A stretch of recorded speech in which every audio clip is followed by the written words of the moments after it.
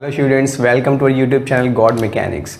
Hopefully आप लोगों ने पिछले क्लासेस को लिया होगा जिसमें हम लोगों ने पढ़ा था फीमेल रिप्रोडक्टिव सिस्टम के बारे में। वहाँ पे हमने पूरे सिस्टम के बारे में बताया था, तो अगर आपने नहीं पढ़ा है तो उसको पढ़िए, क्योंकि यहाँ पे जो स्ट्रक्चर्स इन्वॉल्व होंगे वो सब वहाँ पे डिस्कस कर चुके हैं। ठीक है, तो आप लोग पहले जो लेक्चर फीमेल रिप्रोडक्टिव सिस्टम पे था उसको कंप्लीट करिए, फिर आप यहाँ पे आइए। तो आज के जो हमारी क्लास है, जो टॉपिक है वो बहुत ज़्यादा इम्पॉर्टेंट है आपके सीबीएसई बोर्ड एग्ज़ाम के हिसाब से। इससे हर साल लगभग क्वेश्चन आता ही आता है, and the topic is the menstrual cycle.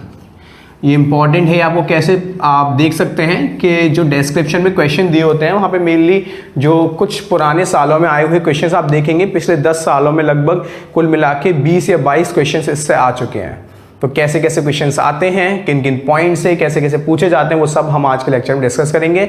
आज के लेक्चर के बाद आपको मेंस्ट्रुअल साइकिल किसी भी क्वेश्चन में प्रॉब्लम नहीं होगी, समझने में भी और क्वेश्चन लिखने में भी। जो नोट्स हैं वो काफ़ी अच्छे से आपको लिख रखे हैं इस वजह से, ताकि आपको कैसे एग्जाम में लिख के आना वो सभी टाइप के क्वेश्चन के सभी टाइप के आंसर्स आप दे पाएँ। ठीक है, so what is menstrual cycle. सबसे पहले इसकी बात करते हैं, फिर इवेंट्स की बात करेंगे। So as a name indicate cycle, cycle का मतलब क्या होता है, द साइक्लिक इवेंट्स। इसमें साइकिल का मतलब एक टाइम बाद रिपीट होंगे। तो ये जो सारे चेंजेस, ये जिसमें जो इवेंट्स होंगे वो सारे एक समय के बाद आप फिर से रिपीट होंगे। So these are the cyclic events, these are the cyclic events. Cyclic events का मतलब जो रिपीट होंगे किसी डेफिनेट इंटरवल ऑफ टाइम के बाद, द साइक्लिक इवेंट्स। ठीक है, वह इवेंट जिसमें क्या होंगे, कुछ चेंजेस होंगे, सम चेंजेस, कुछ चेंजेस होंगे किस में, in the reproductive organs, the some series of changes. ठीक है, मैं यहाँ पे लिख दे रहा सम सीरीज ऑफ चेंजेस। ये चेंजेस होंगे वो एक ऑर्डर में होंगे, एक सीरीज में होंगे, इसके बाद ये, इसके बाद ये फिक्स होगा। Some series of changes in the reproductive organs, reproductive organs में, सेक्स ऑर्गन्स में, किनके, फीमेल्स के। और कौन से फीमेल्स के, प्राइमेट्स। ठीक है ना, इन the reproductive organs of females of, मतलब प्राइमेट्स लिख दीजिए आप। प्राइमेट्स क्या होते हैं, किसी को पता है प्राइमेट्स?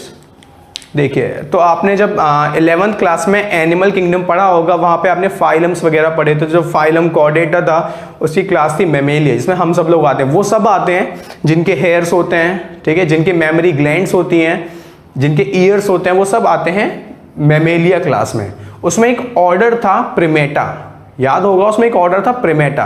तो प्रिमेटा के जो भी एनिमल्स होते हैं ऑर्डर के, उन्हें प्राइमेट्स बोला जाता है। ठीक है, सो प्राइमेट्स, अगर एग्जांपल की बात करूं कौन कौन आते थे इसमें, एग्जांपल कुछ में बात कर ले रहा है, ऐसे ह्यूमंस, हम लोग प्रिमेटा में ही आते थे। बाकी एप्स, मंकीज, ठीक है, तो ये सब आते हैं। So the cyclic events in which there are some series of changes in the reproductive organs throughout the reproductive life. ठीक है, यहां मैं ये भी लिख दे रहा, throughout the reproductive life, पूरी जिंदगी भर नहीं, सिर्फ रिप्रोडक्टिव लाइफ के दौरान। अभी रिप्रोडक्टिव लाइफ क्या होता है, चलो पहले हम एक एक करके सारी बातें करते हैं। तो साइक्लिक इवेंट्स का मतलब क्या होता है, एक टाइम बाद रिपीट होंगे। कितने टाइम बाद, ये जो पूरी साइकिल है, एक जो साइकिल है वो 28 से 29 डेज की होती है लगभग। ठीक है ना, नॉर्मल अगर मैं बात करूं, सो 28 से 29 लगभग अ मंथ। ठीक है, तो ये जो नाम है ना मेंस्ट्रुअल साइकिल, वो भी इसी से आया है। मेंसिस शब्द होता है, एक लैटिन शब्द है मेंसिस, जिसका मतलब भी होता है month. So these events, this cycle reoccur after a month. ठीक है, सो लगभग इसका ड्यूरेशन ये होता है, कुछ चेंजेस होंगे, उन सबके हम डिस्कस करेंगे through out the reproductive life. Reproductive life का मतलब क्या है, देखिए, तो फीमेल्स में जो प्यूबर्टी आती है, एज क्या होती है, 11 to 13 years. So from 11 to 13 years, that is from puberty. तो आपकी बुक में कहीं कहीं 50 ईयर्स मेंशन होता है, 50 ईयर्स, बाकी कहीं कहीं 45 to 50 लिखा होता है। यहां से लेके यहां तक ये किसी फीमेल की रिप्रोडक्टिव लाइफ होती है। ठीक है, यहां तो इसको जब स्टार्ट होती है, जब मेंस्ट्रुअल साइकिल स्टार्ट होती है प्यूबर्टी पर, उसको बोला जाता है मीनाक। सो मीनाक क्या होता है, Initiation, starting of the menstrual cycle in females at the age of 11 to 13 years is called menarche. और जो menstrual cycle stop होती है, ठीक है, उसे बोलते हैं menopause. So menopause is cessation, stoppage of menstrual cycle in females at the age of about 15 years. उसे बोला जाता है menopause. So the reproductive life extends from कहां से कहां तक होती है? From menarche to menopause, that is from 11 to 13 years to 50 years, लगभग 40 साल की, ठीक है ना, लगभग 40 years की रिप्रोडक्टिव लाइफ होती है. इन पूरे 40 सालों में हर महीने कुछ इवेंट्स होते हैं फीमेल्स के रिप्रोडक्टिव ऑर्गन्स में, उन सबको मिला के बोला जाता है the menstrual cycle. Okay, so what are those events? क्या इवेंट्स होते हैं सर, है ना, उसकी बात करते हैं. So this was the definition of the menstrual cycle जो आपको याद रखनी थी. अब इवेंट्स की बात करने से पहले हम बात कर लेते हैं कौन कौन से हार्मोन्स इन्वॉल्व होते हैं, क्योंकि यहाँ पे जो क्वेश्चन इंपॉर्टेंट वो हार्मोन से ही होता है. और अगर आप हार्मोन्स एक बार समझ लेंगे ना, कौन कौन से हार्मोन कैसे कैसे रेगुलेट होते हैं, क्या क्या काम करते हैं, तो आपको साइकिल समझने में बहुत ज्यादा आसानी होगी. So first we will talk about the hormones involve in the menstrual cycle. Okay, so hormonal control of menstrual cycle. हम बात करते हैं हार्मोनल कंट्रोल की. सो हम इधर लिख लेते हैं hormonal control of menstrual cycle. देखिए, तो hypothalamus, you all know, in the brain, hypothalamus hormone release करता है gonadotrophin releasing hormones, GnRH. So hypothalamus secretes GnRH, gonadotrophin releasing hormones, जिसकी वजह से ये हार्मोन काम करेगा एंटीरियर पिट्यूटरी पे. किस पे? आपको पता है पिट्यूटरी के दो पार्ट होते हैं, एंटीरियर एंड पोस्टीरियर. तो ये GnRH है, वो एक्ट करते हैं किस पे? एंटीरियर पिट्यूटरी पे. और एंटीरियर पिट्यूटरी से कहते हैं गोनेडोट्रोफिन रिलीज करो, गोनेडोट्रोफिन रिलीजिंग हार्मोन. तो जो एंटीरियर पिट्यूटरी है वो गोनेडोट्रोफिन्स को रिलीज करती है. So what are the gonadotrophins? So anterior pituitary release करती है गोनेडोट्रोफिन्स को. दो गोनेडोट्रोफिन है, FSH एंड LH. नाम आप सुनी चुके हैं पहले, फॉलिकल स्टिमुलेटिंग हार्मोन, ठीक है, और LH luteinizing hormone. You are aware of this, या मेल रिप्रोडक्टिव सिस्टम में पढ़ चुके हैं. Follicle stimulating hormone, luteinizing hormone. फिर ये जो FSH है वो एक्ट करता है ओवेरियन फॉलिकल्स पे. किस पे टेक करते हैं? Ovarian follicles. आपको पता है ओवेरी में क्या बन रहे होते हैं? फॉलिकल्स. कब से? जब वो फीमेल खुद अपनी मॉम के वूम में फीटस के रूप में होती है, तभी से फॉलिकल्स बनना स्टार्ट हो जाते हैं. ये सब हम डिस्कस कर चुके हैं, है ना, लास्ट क्लास में, फीमेल रिप्रोडक्टिव सिस्टम में. सो जो फॉलिकल्स बन चुके होते हैं, प्रिमोडियल फॉलिकल्स, ठीक है, जो फॉलिकल बन चुके होते हैं उन पे काम करता है FSH, ठीक है. ओवेरियन फॉलिकल्स FSH कैसे स्टिमुलेट हो जाएंगे, ठीक है, डेवलप करेंगे, बड़े होंगे, है ना, और रिलीज करेंगे हार्मोन एस्ट्रोजन. ओवेरियन फॉलिकल्स एक हार्मोन रिलीज करते हैं एस्ट्रोजन. सो पहले आप इतना समझ लीजिए, हाइपोथैलेमस ब्रेन में है, उसने हार्मोन रिलीज करा GnRH, जिसने एंटीरियर पिट्यूटरी को क्या कहा कि आप गोनेडोट्रोफिन रिलीज करो, यानी FSH और LH रिलीज करो. तो एंटीरियर पिट्यूटरी ने ये दोनों हार्मोन रिलीज करे. FSH ने फॉलिकल्स पे एक्ट किया और उनसे क्या रिलीज करवाया? एस्ट्रोजन. फॉलिकल्स ने एस्ट्रोजन. तो यहां पे आपने तीन हार्मोन पढ़ लिए, GnRH, FSH, एस्ट्रोजन. अब बात करते हैं LH की. LH क्या करते हैं? LH करवाते हैं ओव्यूलेशन, ठीक है. ये क्या कराते हैं? ओव्यूलेशन कराते हैं. ओव्यूलेशन क्या होता है? जो मैच्योर ग्राफियन फॉलिकल होता है उसका रप्चर होता है, उसमें से सेकेंडरी oocyte निकल आता है. यू ऑल नो ओव्यूलेशन, ठीक है. ओवम का निकालना जनरली लोग कहते हैं, वरना सेकेंडरी oocyte में आपको बता चुका हूं. तो जो ग्राफियन, जो मैच्योर फॉलिकल होता है वो फटता है और उससे क्या होता है? सेकेंडरी oocyte निकलता है. इस प्रोसेस को बोलते हैं ओव्यूलेशन. तो जो LH होता है वो ट्रिगर्स ओव्यूलेशन. वो क्या करता है? ओव्यूलेशन स्टार्ट करता है, यानी ग्राफियन फॉलिकल को रप्चर करवाता है और उससे सेकेंडरी oocyte निकलवाता है. Triggers ovulation. और आपको पता है ग्राफियन फॉलिकल फट जाने के बाद, सेकेंडरी oocyte निकल जाने के बाद जो सेल का मास बचता है वो बनाता है कॉर्पस ल्यूटियम.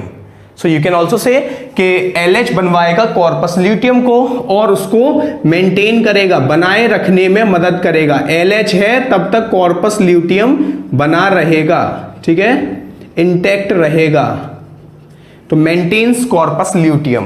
और कॉर्पस ल्यूटियम भी हार्मोन रिलीज करता है, you are well aware. Corpus luteum 2 hormone release करता है, प्रोजेस्टेरॉन, मेनली प्रोजेस्टेरॉन करता है और थोड़े मात्रा में एस्ट्रोजन भी करता है, थोड़े मात्रा में एस्ट्रोजन भी करता है। सो मैं लिख दे रहा लिटिल अमाउंट, मतलब लिल यानी थोड़े अमाउंट में एस्ट्रोजन, बट मेनली प्रोजेस्टेरॉन, ठीक है। सो कॉर्पस ल्यूटियम मेनली क्या रिलीज करता है, प्रोजेस्टेरॉन। आपने एक और नया हार्मोन पढ़ लिया, प्रोजेस्टेरॉन, ठीक है। और ये जो प्रोजेस्टेरॉन और एस्ट्रोजन है, इनका क्या बात है आपको याद रखना है कि ये जब ज्यादा रिलीज होते हैं ना, तो ये इनको FSH और LH के प्रोडक्शन को रोकते हैं, ठीक है। तो मैं लिख दे रहा हूं, फिर आपको एक मजेदार बात बताऊंगा। So progesterone and estrogen inhibits the secretion of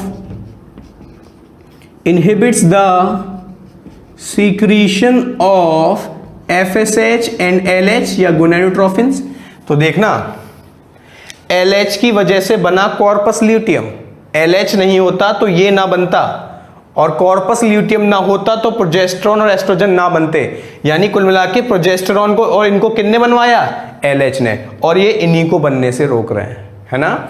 यानी इनकी वजह से ये बने और अब ये इनके बनने को ही रोक रहे हैं। So keep in mind, corpus luteum release करता है प्रोजेस्टेरॉन एस्ट्रोजन, ये दोनों मिला के क्या करते हैं, ये दोनों सिग्नल देते हैं FSH और LH को कम मात्रा में रिलीज करवाते हैं, इनके अमाउंट को कम करवाते हैं, जिनसे बने हैं उनके साथ ही थाली में छेद करना, ठीक है। सो प्रोजेस्टेरॉन एस्ट्रोजन FSH और LH के सीक्रेशन को कम कराते हैं। आपको 2 बातें और याद रखनी है।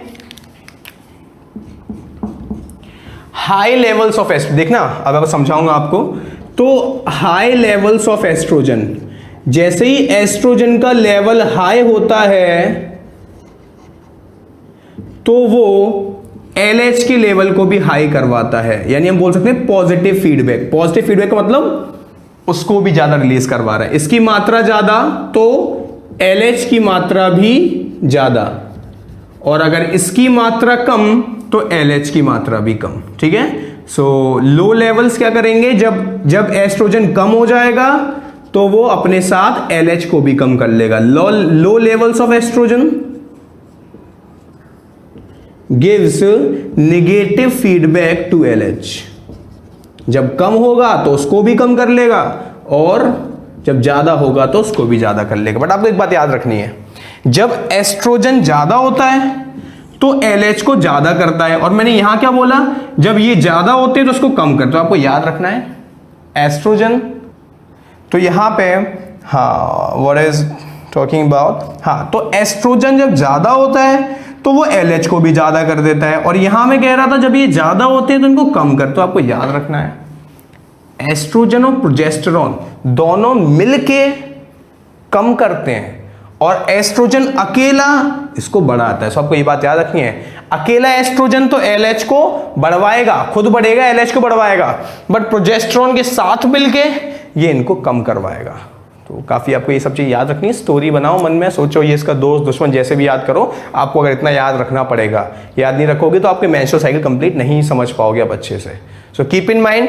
तो एक लेटेस्ट रिकॉल, तो हो सकता है ज़्यादा नीचे हो तो मैं इसको यहाँ अच्छे से लिख दे रहा हूँ। अगर लो लेवल्स ऑफ एस्ट्रोजन होता है, सो मैं यहाँ लिख दे रहा हूँ it gives negative feedback, it gives negative feedback to LH।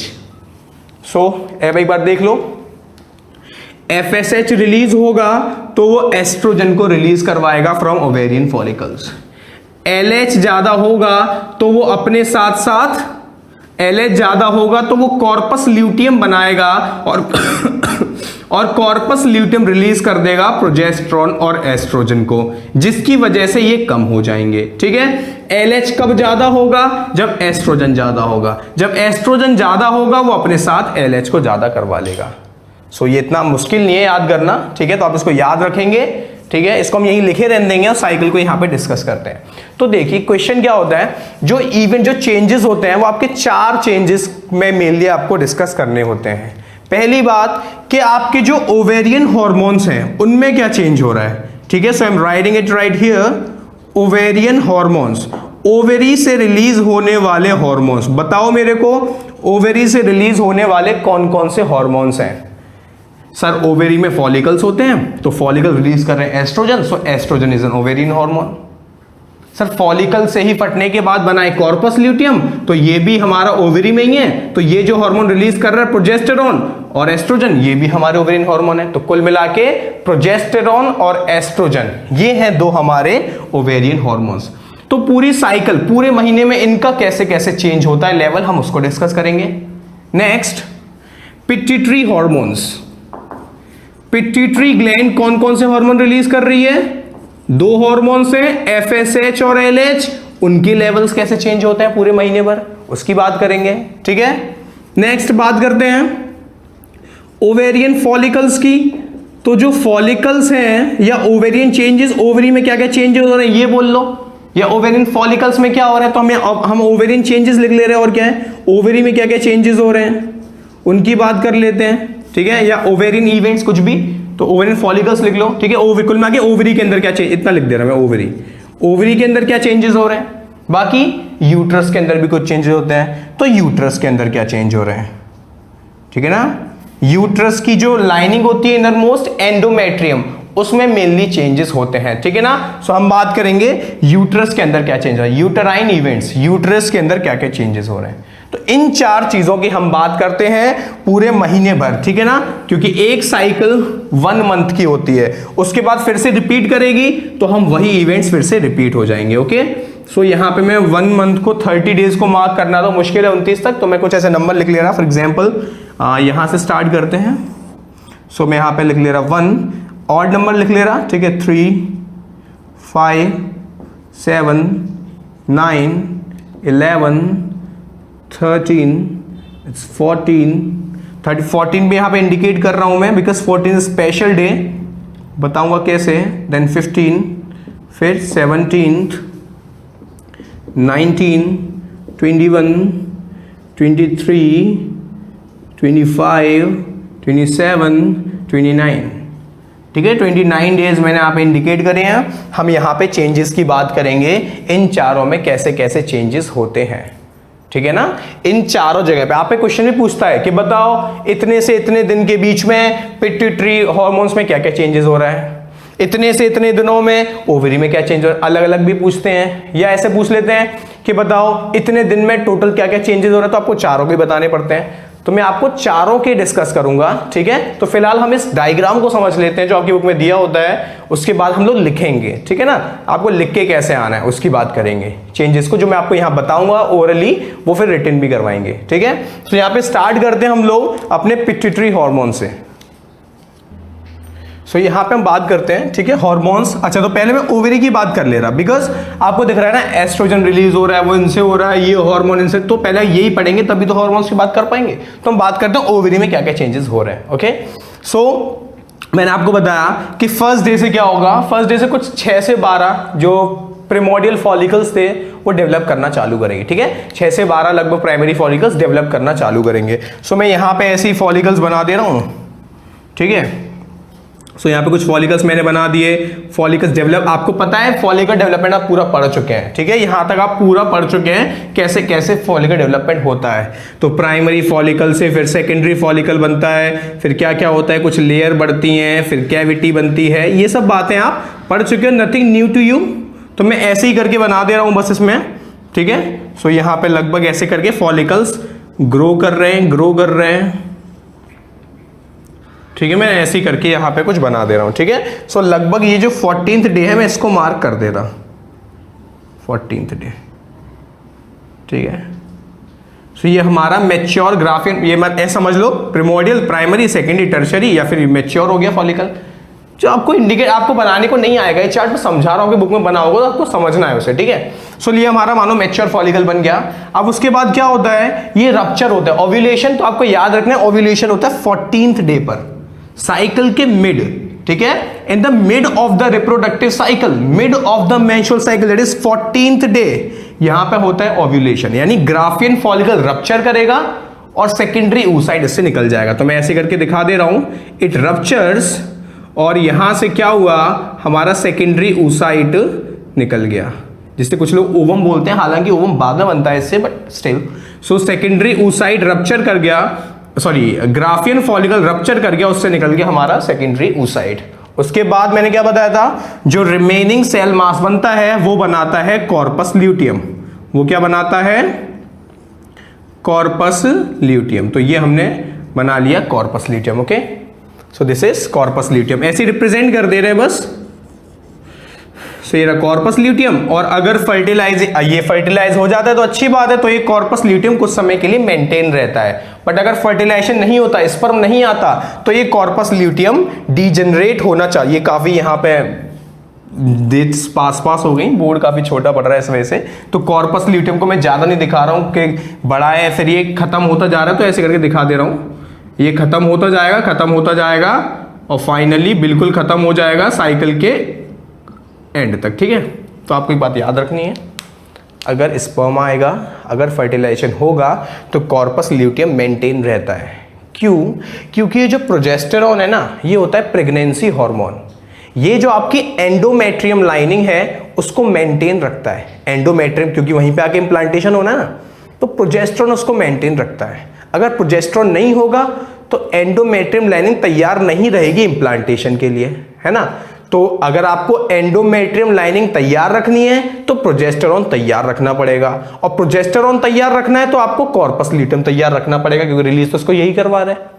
तो अगर फर्टिलाइजेशन हो जाएगा तो कॉर्पस ल्यूटियम डीजेनरेट नहीं होगा, बट अगर फर्टिलाइजेशन नहीं हुआ तो ये कॉर्पस ल्यूटियम खत्म होता जाएगा। ठीक है, सो यहां पे मैं आपको वो कंडीशन दिखा रहा हूं कि फर्टिलाइजेशन नहीं हुआ है, so corpus luteum degenerates at the end of the cycle, खत्म हो गया है। ठीक है, इट रिग्रेसेस। सो यहां पे ये हो रहे हैं ओवरी में चेंजेस। ठीक है, कि पहले फॉलिकल्स डेवलप कर रहे हैं, ग्रो कर रहे हैं, लगभग बीच में आके मैच्योर हो गए, रप्चर कर गए, कॉर्पस ल्यूटियम बन गया उनसे, फिर ये खत्म हो गया, बस इतनी सी बात है। ठीक है, अब बात करते हैं हम लोग, चलो ओवेरियन हार्मोन्स की। तो देखो, आपको पता है कि जो ओवेरियन फॉलिकल्स हैं वो क्या रिलीज करते हैं, एस्ट्रोजन। तो जैसे जैसे ये डेवलप करते जा रहे हैं, जैसे जैसे, अभी तो यहाँ पे लो लेवल लो है इनका, अब लो लेवल क्यों है वो भी मैं आपको एक्सप्लेन करूंगा डिटेल में कि इनका लो लेवल क्यों है। ठीक है ना, तो अभी फिलहाल इनका ये लो लेवल है और ये इंक्रीज करेगा बिकॉज फॉलिकल्स ग्रो कर, जैसे ही फॉलिकल ज्यादा डेवलप कर जाएंगे तो लेवल ग्रो कर जाएगा। ठीक है ना, एस्ट्रोजन का लेवल ग्रो कर जाएगा। तो एस्ट्रोजन का लेवल लगभग बीच में, जब फॉलिकल मैच्योर हो जाता है, ज्यादा फॉलिकुलर सेल्स बन जाते हैं, थीका सेल्स बन, तो ओवेरियन हार्मोन ये वाला एस्ट्रोजन ज्यादा रिलीज होता है। तो इस लगभग यहां पे ज्यादा होगा। उसके बाद बताओ, उसके बाद कौन रिलीज करता है, कॉर्पस ल्यूटियम रिलीज करता है ना इसको। तो उसके बाद जब कॉर्पस ल्यूटियम बन जाएगा तब एक बार ये जाके थोड़ा ज्यादा होगा, क्योंकि लिल लिखा है थोड़े अमाउंट में रिलीज कराए। तो ये हो गया हमारा खेल किसका, एस्ट्रोजन का। तो मैं यहां पे लिख दे रहा हूं ई। तो एस्ट्रोजन से 2 बार बढ़ेगा, एक तो तब जब यहां पे लगभग मिड ऑफ द, क्योंकि फॉलिकल मैच्योर होगा, बड़ा फॉलिकल होगा, वो खूब मात्रा में एस्ट्रोजन बनाएगा। तो जब फॉलिकल डेवलप हो रहा है, जब मैच्योर फॉलिकल होता है, तब जाके यहां पे एस्ट्रोजन हमारा ज्यादा होता है। दूसरी बात, जब कॉर्पस ल्यूटियम बनता है तब जाके एक बार लेवल बढ़ता है। तो एस्ट्रोजन का लेवल 2 बार बढ़ता है। अगर प्रोजेस्टेरॉन की बात करूं तो प्रोजेस्टेरॉन तो बस कौन बनाता है, कॉर्पस ल्यूटियम बनाता है। ठीक है, तो प्रोजेस्टेरॉन का हार्मोन लेवल बस एक बार बढ़ेगा, कब, जब कॉर्पस ल्यूटियम बना होगा तब। तो मैं यहां एक बार आपको बनाता हूं प्रोजेस्टेरॉन का लेवल, तो वो तो लो ही रहेगा जनरली, वो तो लो ही रहेगा, बस एक बार आके काफी इंक्रीज करेगा, कब, जब हमारा कॉर्पस ल्यूटियम बनेगा, बाकी फिर वो लो है। तो यहां पे बन गया प्रोजेस्टेरॉन। सो आपको याद रखना है, एस्ट्रोजन में बंप 2 बार आया है, एक बार तब जब मैच्योर फॉलिकल है उसको ज्यादा रिलीज कर रहे हैं, बाकी तब जब कॉर्पस ल्यूटियम बना है। प्रोजेस्टेरॉन को सिर्फ वही रिलीज करता है कॉर्पस ल्यूटियम, तो इसके बंप सिर्फ एक बार आएगा जब कॉर्पस ल्यूटियम बना हुआ है। Clear? So these are ovary changes and these are ovarian hormone changes. Now let us talk about pituitary hormone changes. Pituitary hormones में कैसे कैसे लेवल में क्या क्या फर्क पड़ेगा। सो कीप इन माइंड, इधर देखिए, यहां से मैं बात कर रहा हूं, रेड से बात करते हैं। अब इसकी बात कर लेते हैं कि इसको कौन कौन रिलीज कर रहा है, कौन कौन कम कर रहा है। अच्छा, LH की बात करते हैं। तो देखिए मैंने क्या बोला था, एस्ट्रोजन का अगर लेवल हाई होगा तो LH का लेवल हाई होगा।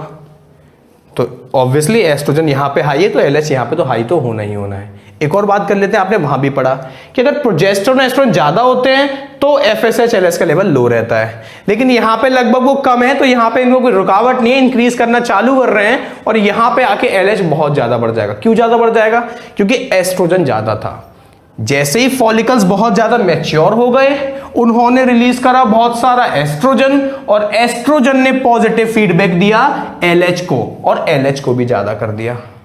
ओके, सो आप देखिए यहां पे मैं LH की बात कर रहा हूं, सो LH धीमे धीमे करके इंक्रीज करना चालू कर रहा है और जैसे ही एस्ट्रोजन बढ़ा, एस्ट्रोजन ने पॉजिटिव फीडबैक दिया LH को और LH का लेवल भी बढ़ा दिया। यहां पे LH पीक पे पहुंच गया, सबसे ज्यादा LH का लेवल होता है, इसे बोलते हैं LH सर्ज। क्या बोलते हैं? LH surge. Mid of the cycle में LH का लेवल सबसे ज्यादा हो जाता है। क्यों? बिकॉज एस्ट्रोजन ज्यादा है। एस्ट्रोजन ज्यादा क्यों है? क्योंकि फॉलिकल्स मैच्योर है।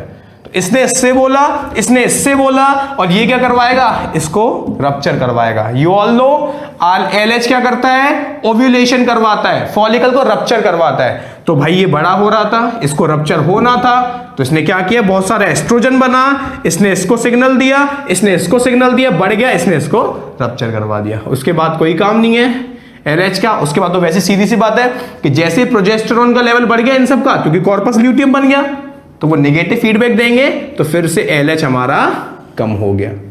ओके, क्योंकि ऑब्वियस सी बात है कॉर्पस ल्यूटियम बन गया, उनने बनवा दिया किसको? प्रोजेस्टेरोन और एस्ट्रोजन को। और अब यहां पे एस्ट्रोजन बेचारा यहां तो मदद कर रहा था, लेकिन जैसे ही प्रोजेस्टेरोन और आ गया, अब वो मदद नहीं कर पा रहा, नुकसान पहुंचाएगा, LH को कम कर देगा। So this is the LH, ठीक है ना, ल्यूटिनाइजिंग हार्मोन लेवल। नाउ अब बात करते हैं FSH की। तो देखो FSH का भी सेम सीन है। कहां बन रहा था? मेनली यहां बन रहा था फॉलिकल, तो पहले तो रिलीज होगा FSH, तो इनको स्टिमुलेट करवाएगा, तो लगभग थोड़ा ज्यादा लेवल दिखा दे रहा हूं मैं इससे, लगभग थोड़ा ज्यादा रहेगा। बाकी फिर सेम ही है कि यहां पे तो उसको कम ही रहना है क्योंकि प्रोजेस्टेरोन एस्ट्रोजन है, और यहां पे लगभग वो थोड़ा ज्यादा रहता है बीच की साइकिल में। सो ठीक है, FSH शुरू में मैंने ज्यादा दिखाया था, यहां पे भी थोड़ा ज्यादा कर दिया बिकॉज इसको थोड़ा ऐसे कम कर दो। सो चूंकि कॉर्पस ल्यूटियम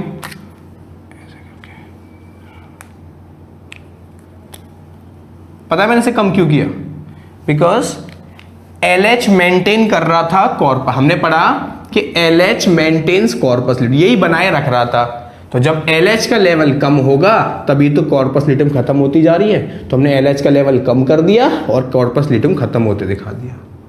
ठीक है, सो और FSH का लेवल ऐसे कुछ खास नहीं है। FSH का तो वही है कि LH जैसा ही है, बस थोड़ा ऐसे वो कमी और रहता है, तो कुछ खास भी नहीं है। ठीक है, सो इस प्रकार आपने ये चीजें पढ़ ली। आई गेस आप रिलेट कर पा रहे हैं इन सब चीजों को, देख रहे हो ये सब कुछ इसी से चल रहा है पूरा गेम, तो आपको ये याद रखना है। ठीक है, सो एक बार लास्ट टाइम को, अच्छा एक और बार ये बता दे रहा, फिर रिपीट करते हैं, रिवाइज करते हैं। तो क्या होता है, मैंने आपसे बोला था कि एंडोमेट्रियम लाइनिंग को, प्रोजेस्टेरोन एंडोमेट्रियम लाइनिंग को मेंटेन करता है। ठीक है ना, सो जो एंडोमेट्रियम लाइनिंग थी, जब प्रोजेस्टेरोन ज्यादा था तो काफी तगड़ी थी, लेकिन प्रोजेस्टेरोन कम होने लग गया। क्यों? क्योंकि कॉर्पस ल्यूटियम खत्म होने लग गया। जब कॉर्पस ल्यूटियम खत्म होने लग गया तो प्रोजेस्टेरोन कम होने लग गया, तो जो एंडोमेट्रियम लाइनिंग होगी वो डिग्रेड होने लगेगी, वो खत्म होने लगेगी। तो जब 29 डे के बाद जो पहला दिन आएगा, तो यहां पे तो साइकिल के बाद आ रहे हैं, बट वो नेक्स्ट साइकिल है ना, तो हम फर्स्ट डे पे आ जाते हैं। वो ये सब खत्म हुआ लेवल, फिर फर्स्ट डे पे यानी क्या हुआ? एंडोमेट्रियम लाइनिंग खत्म होने लगेगी, डिग्रेड होने लगेगी, उसके सेल मरने लगेंगे। सो यही होता है यहां पे। तो देखिए यहां पे मैं दिखा रहा हूं आपको, एंडोमेट्रियम लाइनिंग है ये, तो फिर 5वें दिन, तो ये ज्यादा है तो 5वें दिन तक ये खत्म हो रहा है। ठीक है ना, तो ये एंडोमेट्रियम जो लाइनिंग है, ऐसे करके मैं इसको दिखा रहा हूं, यहाँ पे ब्लड वेसल्स दिखा रहा हूं। ठीक है, इसमें ब्लड वेसल्स हैं, तो जो एंडोमेट्रियम लाइनिंग है वो खत्म हो रही है, जो एंडोमेट्रियम के सेल मर रहे हैं, स्लोज ऑफ, ठीक है, निकल रहे हैं वहां से, डिग्रेड कर रहे हैं, साथ में जो ब्लड वेसल्स हैं वो भी फट रही हैं। तो इस दौरान क्या होता है, फर्स्ट 5 डेज में इसको बोलते हैं मेंस्ट्रुअल फेज। इसमें क्या होता है, मेंस्ट्रुअल फ्लो होता है। तो मेंस्ट्रुअल फ्लो में क्या क्या है कि एक तो जो इसकी वेसल्स फटी हैं तो ब्लड भी आएगा, ठीक है, बाकी एंडोमेट्रियम के डाइड सेल्स भी होंगे, और जो हमारा ओवम वेस्ट चला गया, फर्टिलाइज नहीं हुआ तो वो भी निकलेगा। तो ये सब मेंस्ट्रुअल फ्लो में होता है ना। तो स्टार्टिंग के 5 डेज में क्या होगा, जो एंडोमेट्रियम है हमारी, जो यूट्रस की लाइनिंग है, वो स्लोज ऑफ करेगी, ठीक है ना, वो स्लफ ऑफ करेगी। तो क्या होगा, वो कम हो रही है और इसके साथ साथ ब्लीडिंग भी हो रही है, बिकॉज जो ब्लड वेसल्स हैं वो रप्चर कर रही हैं। तो फर्स्ट 5 डेज काफी पेनफुल होते हैं। उसके बाद क्या होगा, अब ठीक है, अब जाके ये एंडोमेट्रियम ग्रो करना चालू करेगी। तो धीमे धीमे करके एंडोमेट्रियम फिर से ग्रो करना चालू कर रही है, फिर से ग्रो करना चालू कर रही है, ठीक है, और ग्रो करती जा रही है, करती जा रही है, करती जा रही है। 23rd डे पे आके ये सबसे ज्यादा होती है एंडोमेट्रियल लाइन, ठीक है ना। एंड क्योंकि अगर फर्टिलाइजेशन हो गया तो ये जैसे तैसे मूव करता हुआ जाएगा, इसी में तो जाएगा, तो उसको तैयारी करनी है ना। तो यहां तक बेचारी खत्म हो गई थी, फिर से अब इसे तैयारी करनी है कि अगर ओवम रिलीज हुआ, अगर स्पर्म आ गया, अगर फर्टिलाइजेशन हो गया, अगर जाइगोट बन गया, तो वो डेवलप करता करता कहां आएगा, मेरे पास ही आएगा, मुझ में ही जाके इम्प्लांट होगा। तो ये फिर से तैयारी करने लग गई, फिर से ग्रो करने लग गई, फिर से डेवलप करने लग गई, फिर से प्रोलिफरेट करने लगी। प्रोलिफरेट का मतलब सेल्स ग्रो कर रहे हैं, नंबर बढ़ा रहे हैं अपना, ब्लड वेसल्स बढ़ रही हैं, ग्लैंड जो उसमें है, यूट्राइन ग्लैंड्स, म्यूकस ग्लैंड्स, वो इंक्रीज कर रही हैं, वो बढ़ रही हैं।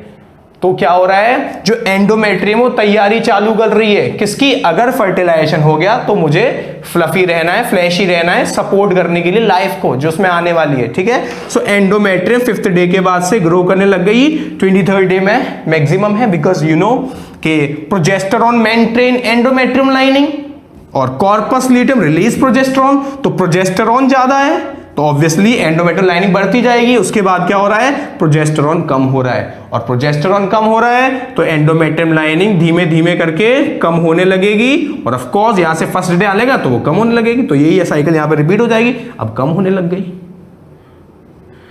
ठीक है। सो यहां पे क्या हुआ, ये हमारी यहां पे ब्लीडिंग होगी, और उसके बाद यहां पे जो एंडोमेट्रियम लाइनिंग है वो प्रोलिफरेट कर रही है, उसके अंदर जो ब्लड वेसल्स हैं वो भी ग्रो कर रही हैं, वो भी बढ़ रही हैं, ठीक है, क्योंकि इनको ऐसा हो सकता है अगर फर्टिलाइजेशन हो गया तो इनको इम्प्लांटेशन करना पड़ जा सकता है। तो एंडोमेट्रियम लाइनिंग फिर से डेवलप कर रही है, ठीक है। तो आप इसे और अच्छे से बना सकते हैं, बाकी कोई जरूरत नहीं है ना, मतलब डायग्राम तो आपको बनाने को आएगा नहीं, तो आपको अच्छे से बनाओ चाहे ना बनाओ उससे कोई फर्क तो है नहीं, चाहे तो ऐसे करके बना लो। अगर कभी कभी ऐसा भी होता है एक आध चीज का पूछ लेते हैं तो कुछ नहीं जा रहा, अच्छे से बना लो, ठीक है। तो एंडोमेट्रियम लाइनिंग ये हमारी डेवलप करेगी। अब हम इसके बेस पे कुछ फेजेस के नाम के, इस फेज इतने दिन से इतने दिन ये काम हो रहा है तो इस फेज का नाम दे दिया, इतने दिन से इतने दिन ये काम हो रहा है तो इस फेज का नाम दे दिया। तो ऐसे कुछ फेजेस बना दिए हैं, उनकी बात कर लेते हैं, ठीक है। तो देखो ये हमने एंडोमेट्रियम लाइनिंग के अंदर चेंजेस दिखा दिए, देखिए। तो इस दौरान लगभग 1st से 5th डे क्या हो रहा है, ये जो यूट्राइन लाइनिंग खत्म हो रही है, ब्लड वेसल्स रप्चर कर रहे हैं, ब्लीडिंग हो रही है, इसको हमने बोला मेंस्ट्रुअल फेज। क्या बोला, मेंस्ट्रुअल फेज। तो ये जो फेज है 1 से 5 दिन तक की, 1st to 5th डे, इस फेज को बोला जाता है मेंस्ट्रुअल फेज, क्योंकि इस दौरान मेंस्ट्रुअल फ्लो हो रहा है, जो डेड एंडोमेट्रियम सेल्स है वो निकल रहे हैं, ब्लड वेसल्स फट रही है तो ब्लीडिंग हो रही है, तो इस फेज को बोलते हैं मेंस्ट्रुअल फेज। उसके बाद 6th डे से लेके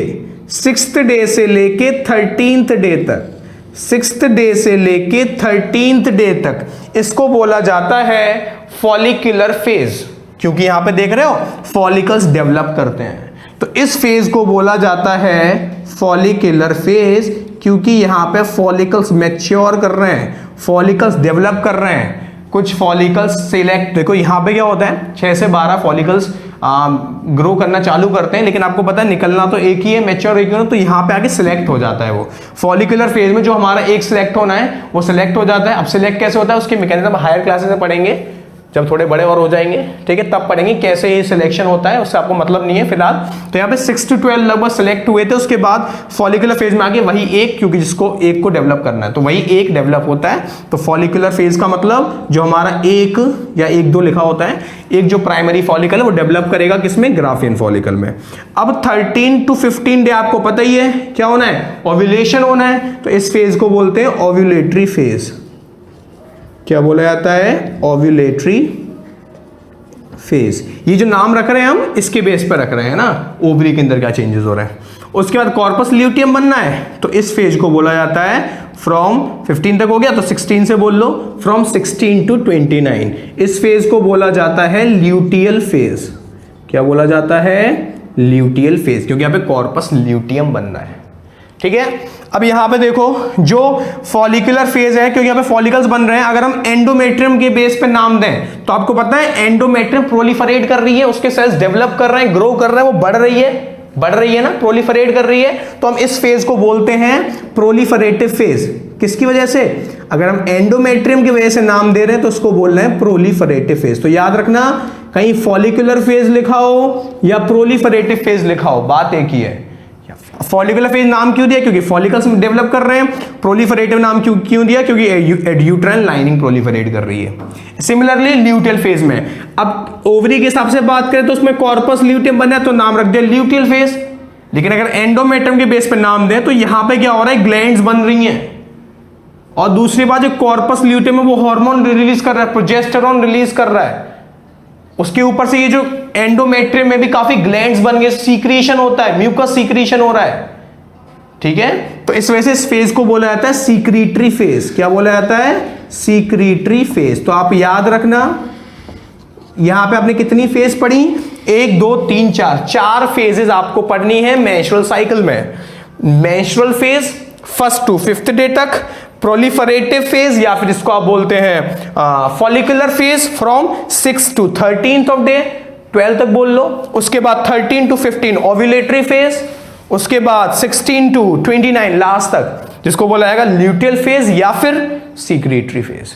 सो दीज आर द 4 फेजेस जो कि आपको पढ़नी होंगी मेंस्ट्रुअल साइकिल में। आप ये पढ़ चुके हैं, ये पढ़ लिया, यहां पे मैंने पूरा समझा दिया, बस लिखाऊंगा मैं आपको थोड़ा, ठीक है। बाकी आपको नोट्स में मिल जाएगा, बट हम एक बार रिकॉल करेंगे, लिख के रिकॉल करेंगे सारी बातें, ठीक है। सो ये आपको समझ में आ गया है।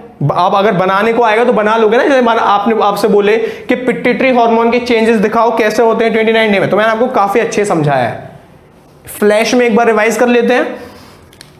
ओवरी में क्या होगा, जो ओवेरियन फॉलिकल्स डेवलप कर रहे हैं, बीच में आके पूरा मैच्योर फॉलिकल बन गया है।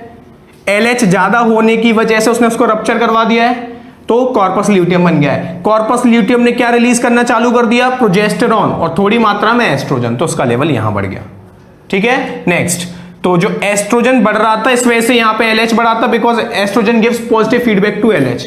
क्लियर। यूट्राइन लाइनिंग की बात है, सो जो प्रोजेस्टेरॉन को बोलते हैं pregnancy hormone, because it maintains the endometrium lining. तो प्रोजेस्टेरॉन ज्यादा है तो एंडोमेट्रियम भी तगड़े तरीके से ग्रो कर गई है। अब प्रोजेस्टेरॉन कम होता जा रहा है तो ये भी खत्म होती जा रही है ना। ये क्लियर हो गया, लाइनिंग का क्लियर हो गया, इन हार्मोन्स का क्लियर हो गया, इसका क्लियर हो गया, इसका क्लियर हो गया। तो अब ये सब बातें हम लिखते हैं फेजेस के बेस। सबसे पहले लिखेंगे मेंस्ट्रुअल फेज में क्या क्या चेंजेस हुए इन चारों चीजों में, इनमें क्या चारों चीजों में चेंजेस हुए, तो इनको लिख के देखते हैं। ओके, सो तो अब हम इन चीजों को आपके पेपर में कैसे कैसे पूछे जाते हैं उसके बेस पे लिखते हैं, ठीक है। तो आपके, मैं इसको लिखे रहने दे रहा हूं ताकि आप रेफरेंस के लिए आप चेक कर पाओ, ठीक है, आप भी उत्तर सही दे पाओ। तो हम क्या करेंगे, फेजेस को लिखेंगे, क्योंकि आपके पेपर में कभी कभी पूछ लेता है कि बताओ तीसरे से 5वें दिन में क्या क्या हो रहा है, कहां कहां पे, ओवरी में क्या हो रहा है ये पूछ लेंगे, या ओवरी और पिट्यूटरी हार्मोन में क्या क्या चेंज है ये पूछ लेंगे। तो इस वजह से हम चारों चीजों को लिख लेते हैं ताकि आपको कोई सवाल आप मिस ही ना करें, ठीक है। तो हम क्या करेंगे, आप नोट्स में भी देखेंगे हर फेज में 4 पॉइंट लिखे होंगे। जैसे पहला पॉइंट होगा आपको ओवेरियन हार्मोन का, दूसरा होगा पिट्यूटरी हार्मोन में क्या चेंज हो रहा है, तीसरा होगा ओवरी में क्या चेंज हो रहा है, चौथा होगा यूट्रस में क्या चेंज हो रहा है। तो अगर आप जिसकी पूछेगा, आपसे पूछे ओवरी में क्या हो रहा है, तो आपको हर जगह तीसरा पॉइंट निकाल के लिख देना है। तो कुछ आप इतने समझदार तो हो, आपको क्या लिखना है वो आप समझ जाओगे, ठीक है। सो सबसे पहली हम बात करते हैं, पहली फेज कौन सी है, मेंस्ट्रुअल फेज। यहां लिखता हूं मैं, ठीक है। सबसे पहली फेज है मेंस्ट्रुअल फेज। सो मेंस्ट्रुअल फेज आपको पता है, menstrual phase last from day 1 to 5। अगर डे के टर्म में पूछे तो डे के टर्म में लिख दो, फेज के टर्म में पूछे तो फेज के टर्म में लिख दो। तो स्टार्ट करते हैं। सबसे पहले हम बात करते हैं ओवेरियन हार्मोन के बारे में, एस्ट्रोजन प्रोजेस्टेरोन के बारे में। तो आपको पता है कि फॉलिकल्स ग्रो करना चालू करते हैं तो ऑफ कोर्स क्या होगा, उनका लेवल बढ़ना चालू होगा, बट अभी नहीं, ठीक है। अभी तो क्या है कि आपको पता था कि पिछली साइकिल से देखो, ये पिछली साइकिल के बाद ही तो आएगा डे 1। तो पिछली साइकिल में क्या हो रहा था, कॉर्पस ल्यूटियम खत्म हो रहा था, तो प्रोजेस्टेरोन एस्ट्रोजन खत्म हो रहा था। अभी फॉलिकल सेलेक्टिव तो हुए, डेवलप करना थोड़ा चालू किया। एस्ट्रोजन कौन रिलीज करेगा, फॉलिकल्स रिलीज करेंगे। प्रोजेस्टेरोन कौन रिलीज करेगा, कॉर्पस ल्यूटियम रिलीज करेगा।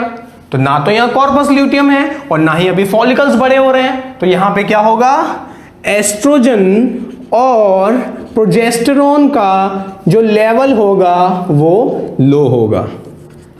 और आपको पता है ये दोनों मिला के क्या करते हैं, ये दोनों मिला के FSH और LH को कम करते हैं। तो अब जब ये दोनों कम हैं तो FSH और जो LH है आर फ्री फ्रॉम इनहिबिशन, उनको कोई रोकने वाला नहीं है, तो वो ग्रो करने जाएंगे। अभी ग्रो करना की सोच रहे हैं, ठीक है। अभी तो लेवल लो ही है, वो 5 दिन की बात है, ठीक है। तो लो ही है, अभी बढ़ने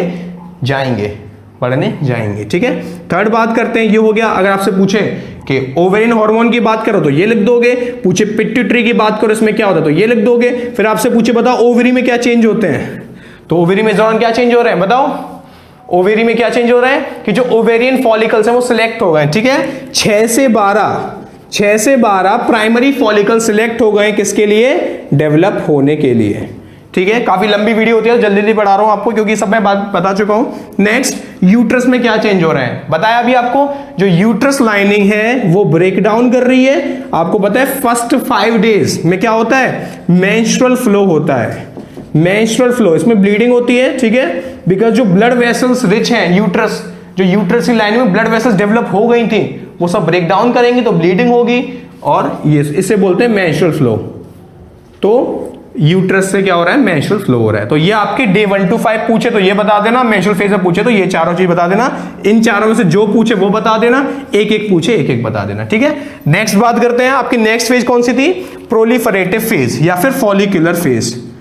तो फॉलिकुलर फेज की बात करते हैं। अगर नाम से पूछे फॉलिकुलर फेज तो ये चेंजेस बता देने हैं, या फिर अगर डे से पूछे तो डे से बता देने हैं, ठीक है। क्योंकि एक ही बात है, मैं यहां पे डे भी मेंशन कर दे रहा हूं। नोट्स में बहुत प्यारे से ये सब चीजें लिख रखी हैं, डिस्क्रिप्शन में नोट्स हैं, जरूर देखें उन्हें, ये सब चीजें लिख रखी हैं वहां पे। सबसे पहले बात करते हैं ओवेरियन हार्मोन्स की। तो बताओ, जब भाई ओवेरियन फॉलिकल्स ग्रो कर रहे हैं तो एस्ट्रोजन का लेवल भी बढ़ रहा है, ठीक है ना। सो एस्ट्रोजन का जो लेवल है वो इंक्रीज करेगा क्योंकि ओवेरियन फॉलिकल्स उन्हें रिलीज करवाएंगे। नेक्स्ट हम बात करते हैं पिट्यूटरी हार्मोन्स की। पिट्यूटरी हार्मोन्स का क्या होगा, एस्ट्रोजन बढ़ रहा है तो क्या करेगा, LH को पॉजिटिव फीडबैक देगा, तो क्या होगा, LH का लेवल भी बढ़ेगा, ठीक है। सो LH का लेवल भी बढ़ रहा है, बेसिकली बोल लो तो FSH का लेवल भी बढ़ना इंक्रीज कर रहा है। वैसे भी फ्री फ्रॉम इन्फेक्शन तो बढ़ेंगे तो LH FSH दोनों का लेवल बढ़ेगा। नेक्स्ट अब बात करते हैं ओवरी में क्या चेंज हो रहे हैं, बताओ कि ओवरी में क्या चेंज हो, हमने 6 से 12 हुए थे ना, अब जाके यहां पे एक या दो लिख देते हैं, बेसिकली एक। तो एक प्राइमरी फॉलिकल सिलेक्ट हो गया है जिसको आगे डेवलप होके एक प्राइमरी फॉलिकल को आगे डेवलप होके मैच्योर होके ग्राफिकल फॉलिकल बनाना है। इस फेज में लास्ट तक आपको पता है ग्राफिन फॉलिकल बन जाता है, ठीक है ना। अच्छा, डे तो यहां लिखना भूल ही गए हम, day from day 6 to day 12, इन दिनों में ये सब हो रहा है। एस्ट्रोजन बढ़ रहा है, LH बढ़ रहा है, याद होगा ना भी चित्र बनाए थे, LH बढ़ा था, ठीक है, FSH भी बढ़ा था, उसके बाद एस्ट्रोजन भी बढ़ा था, उसके बाद फॉलिकल्स भी मैच्योर हो गया था। उसके बाद बात करते हैं यूट्रस की, तो याद करो यूट्रल लाइनिंग भी इंक्रीज कर रही थी, तो यह तभी इसका नाम है प्रोलिफरेटिव फेज। जो एंडोमेट्रियम लाइनिंग है वो क्या करेगी, प्रोलिफरेट करेगी। प्रोलिफरेट का मतलब उसके सेल्स के नंबर बढ़ते जा रहे हैं, ब्लड वेसल्स ग्रो करती जा रही हैं, वेस्कुलर का मतलब ब्लड वेसल्स बढ़ रही हैं, ग्लैंडुलर है इसमें ग्लैंड्स डेवलप कर रही हैं। तो फॉलिकुलर फेज में ये सब होता है, ये सब डिस्कस कर चुके हैं। नेक्स्ट थर्ड यहीं लिख दे रहा हूं मैं, ovulatory phase.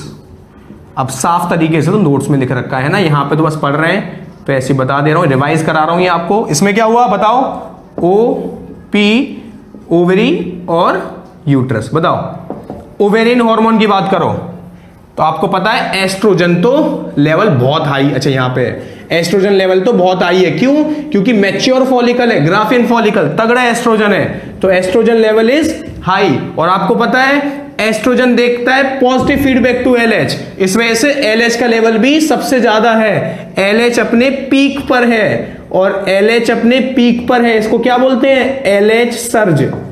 LH hormone, luteinizing hormone की मात्रा सबसे ज्यादा है एट द 14 डे, या फिर आपको यहां पे लिखा आ सकता है फ्रॉम डे 13 to 15, बताओ क्या होगा? तो डे 13 to 15 है या 14 था या फेज पूछे तो आपको ये सब बातें बतानी। एलएच पीक पे सर्ज। अच्छा ओवरी में क्या चेंज हो रहा है बताओ? ओवरी में क्या हो रहा है? ये जो ग्राफिन फॉलिकल था वो रप्चर कर रहा है, सेकेंडरी oocyte निकल रहा है ना? तो यहां पे क्या लिखोगे? ग्राफियन फॉलिकल रप्चर, और इसे क्या, और सेकेंडरी oocyte निकलेगा, इस प्रोसेस क्या बोलते हैं? ओव्यूलेशन, यानी इस दौरान ओव्यूलेशन हो रहा है। अच्छा यूट्रस में क्या चेंज हो रहा है? यूट्रस में तो वही सेम, यूट्रस लाइनिंग अब भी बढ़ रही है, so uterine lining, uterine lining, uterine wall is still growing, is still proliferating, वो भी बढ़ती जा रही है। ठीक है, तो ये हो गया किसकी बात? ओव्यूलेटरी फेज की। बात करते हैं लास्ट फेज। लास्ट फेज क्या है? सीक्रेटरी फेज और ल्यूटियल फेज। अब बात करते हैं लास्ट फेज की, हमारी कौन सी है? ल्यूटियल फेज या सीक्रेटरी फेज। मेरी स्पीड थोड़ा बढ़ गई है ना, तो क्योंकि काफी लंबी वीडियो हो गई है, आपको भी देखने में दिक्कत होगी, बाकी समझ में आएगा तो कोई दिक्कत की बात भी नहीं है। ठीक है, इसके बाद आपके आई होप पूरा ये क्लियर हो गया होगा फेज के बारे में। आप वो जो आपका चार्ट अजीब सा बन रखा है बुक में वो भी समझ गए होगा क्या है, पेपर में लिख के कैसे आना है। आप नीचे क्वेश्चन देखोगे समझ जाओगे, सबके आंसर आपको नोट्स में मिल जाएंगे, जो आज पढ़ा है यहाँ पे मिल जाएंगे। ठीक है, सो फोर्थ है आपका ल्यूटियल फेज। मैं फिर से कह रहा हूं, यहां पे राइटिंग ज्यादा साफ नहीं बचा है, अब नोट्स में बहुत सुंदर राइटिंग में लिखा है, उनको डाउनलोड करिए। ल्यूटियल फेज और सीक्रेटरी फेज। अच्छा डे की बात करें तो, डे की बात करें तो यहां पे फ्रॉम 15 टू लास्ट 29 इतनी दिन की होगी है। आपको पता है देखो, जो मेंस्ट्रुअल फेज होता है ना, जो जो मेंस्ट्रुअल साइकिल होती है उसका ड्यूरेशन कम ज्यादा हो सकता है, किसी में 29 से ज्यादा हो जाती है, 32 दिन तक पहुंच जाती है, किसी में कम भी हो जाती है, 26-27 दिन की भी हो जाती है, 22 इवन 25-26 दिन की हो जाती है। लेकिन एक चीज कॉमन रहती है, क्या? ल्यूटियल फेज की ड्यूरेशन ये हमेशा 14 डे की होती है। ठीक है, तो कुछ भी चेंज हो जाए बट ये हमेशा 14 डेज की ही रहती है।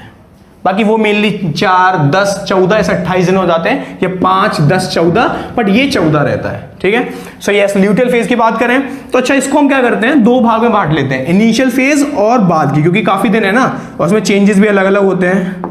इनिशियल स्टेज की बात कर लेते हैं। इनिशियल स्टेज में हम कितने दिन ले रहे हैं? From 15 to 23। आपको पता है ना 23 खास था, 23 में एंडोमेट्रियम लाइनिंग सबसे ज्यादा थी।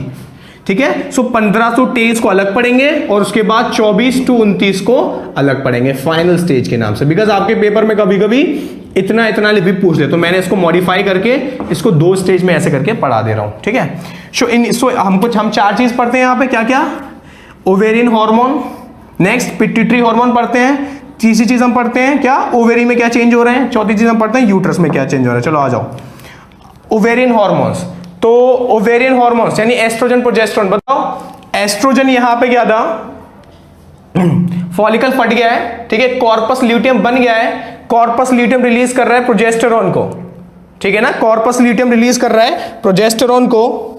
सो यहां पे आप लिखेंगे कि जो एस्ट्रोजन और प्रोजेस्टेरोन है उसका लेवल इंक्रीज कर रहा है, बिकॉज प्रोजेस्टेरोन एंड एस्ट्रोजन किसके द्वारा रिलीज करा जा रहा है? By corpus luteum. क्योंकि आपको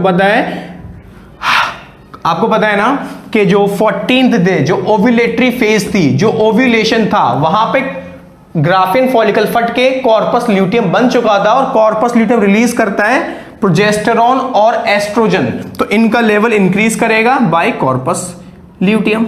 अच्छा आपको पता है जब ये दोनों बढ़ते हैं तो इनके सीक्रेशन को कम करते हैं। सो आप यहां पे क्या लिखेंगे? FSH और LH का सीक्रेशन इनहिबिट किया जा रहा है, किसके द्वारा? इन दोनों के द्वारा, है ना, ये पॉइंट लिखेंगे आप। नेक्स्ट ओवरी में क्या चेंज हो रहे हैं? भाई कॉर्पस ल्यूटियम बन गया है, ओवरी में क्या चेंज हो रहे हैं? ग्राफिन फॉलिकल फटने के बाद कॉर्पस ल्यूटियम बन गया है, ये ओवरी में चेंज हो रहा है। यूट्रस में क्या चेंज हो रहा है? वो तो अब भी याद है ना, वो तो बस यहाँ फर्स्ट 5 डेज कम हुई, फिर तो इंक्रीज ही करते जा रही है 23 पे मैक्सिमम। तो यूट्राइन लाइनिंग इज प्रोलिफरेटिंग, वो बढ़ती जा रही है और 23rd डे पे तो इसकी थिकनेस मैक्सिमम हो गई है। सो आप लिख सकते हैं it is still getting thickened, ठीक है, uterus lining is still getting thickened और 23rd डे पे वो थिकेस्ट हो जाएगी, ठीक है। ये आपके हो गए initial stage. Next from 24 to 29 बताओ, फर्टिलाइजेशन नहीं होता तो कॉर्पस ल्यूटियम डीजनरेट करना चालू करती है। जब कॉर्पस ल्यूटियम कम हो रही है तो प्रोजेस्टेरोन और एस्ट्रोजन भी कम होने लगेंगे। तो आप यहां लिखोगे ओवेरियन हार्मोन है, प्रोजेस्टेरोन और एस्ट्रोजन का लेवल कम हो रहा है। देखा था लास्ट में, ये एक बार बढ़ा था फिर कम हो रहा था, ये यहां भी बढ़ा था, ये एक बार पहले बढ़ा था, एक बार यहां बढ़ा फिर कम हो रहा था, है ना। तो कम होंगे क्यों? क्योंकि कॉर्पस ल्यूटियम खत्म हो रहा है। नेक्स्ट पिट्यूटरी, आपको पता है जब ये कम हो रहा है, जब एस्ट्रोजन कम हो रहा है, ठीक है, तो बेसिकली आपके ये जो LH और FSH है ये भी कम हो रहे होते हैं, इनका लेवल भी कम हो रहा होता है। नेक्स्ट ओवेरी की बात करें तो ओवेरी में क्या हो रहा है, बताया अभी, कॉर्पस ल्यूटियम खत्म हो रहा है, सो कॉर्पस ल्यूटियम डीजनरेट कर रहा है, कॉर्पस ल्यूटियम डीजनरेट कर रहा है, ठीक है, ये भी हमने भी पढ़ा ही है। और लास्ट यूट्रस में क्या हो रहा है, जब प्रोजेस्टेरोन कम हो रहा है, और आपको मैंने बताया था progesterone maintains the endometrium lining, जब प्रोजेस्टेरोन कम हो रहा है तो एंडोमेट्रियम लाइनिंग क्या होने जा रही है, फिर से डीजनरेट होने जा रही है। और आपको पता ही है ना 29 के बाद तो ये श्रेड करने लगेगी तो ब्लीडिंग होगी, सो डीजनरेटिंग, ये डीजनरेट होना चालू कर रही है, ठीक है। तो इस प्रकार आपके सारी फेजेस सारे डेज के हिसाब से लिख दिया। अब एक आध बात सुन लो, देखो, तो जैसे कि आपको पता है प्रेगनेंसी के लिए एंडोमेट्रियम बनाए रखने के लिए हमें कॉर्पस ल्यूटियम, प्रोजेस्टेरोन जरूरी है, यानी कॉर्पस ल्यूटियम जरूरी है। तो क्या होता है, और कॉर्पस ल्यूटियम, ठीक है, तो क्या होता है, अच्छा चलो मैं तब बढ़ाऊंगा, बाद में बताऊंगा। एक HCG हार्मोन बनता है जो काम करता है LH का, क्योंकि LH किसको मेंटेन करता है, कॉर्पस ल्यूटियम को, ठीक है ना, LH मेंटेन करता है कॉर्पस ल्यूटियम को। तो जो LH का, लेकिन कॉर्पस ल्यूटियम को फिर कॉर्पस ल्यूटियम कौन मेंटेन करेगा इंप्लांटेशन के बाद, HCG, ह्यूमन कोरियोनिक गोनेडोट्रोफिन, जो LH जैसा काम करता है। तो बाद की बातें हैं, ठीक है। दूसरी बात, यस, प्रोजेस्टेरोन का लेवल यहां पे कम क्यों होता है ल्यूटियल फेज में, उसके बाद ये कम हो रहा है ना, उसके बाद कम हो रहा होता है लेवल इसके बनने के बाद, क्यों यहां पे फर्टिल, क्योंकि अब ये बताओ कि जो FSH क्या करता है, नए फॉलिकल्स बनवाता है। जब तुम्हारा फर्टिलाइजेशन हो गया है तो मैं क्या जरूरत है नए फॉलिकल्स की, नहीं है ना। तो क्या होता है, जब प्रेगनेंसी हो जाती है, नहीं फर्टिलाइजेशन हो गया है, तो FSH की मात्रा कम रहती है ना, कम रहनी होती है। दूसरी बात मैं बात कर लेता हूं कि छोड़िए, जो बातें आपकी एक्स्ट्रा होंगी मैं नोट्स में लिख दूंगा, वहां से पढ़ लीजिए, ठीक है। इस लेक्चर को यहीं खत्म करते हैं। नोट्स को देखिए और डिस्क्रिप्शन में, और क्वेश्चंस को देखिए, और अगर वीडियो आपको समझ में आई है तो अपने फ्रेंड से और शेयर करिए ताकि बहुत लोगों तक ये वीडियो पहुंच पाए। Thank you.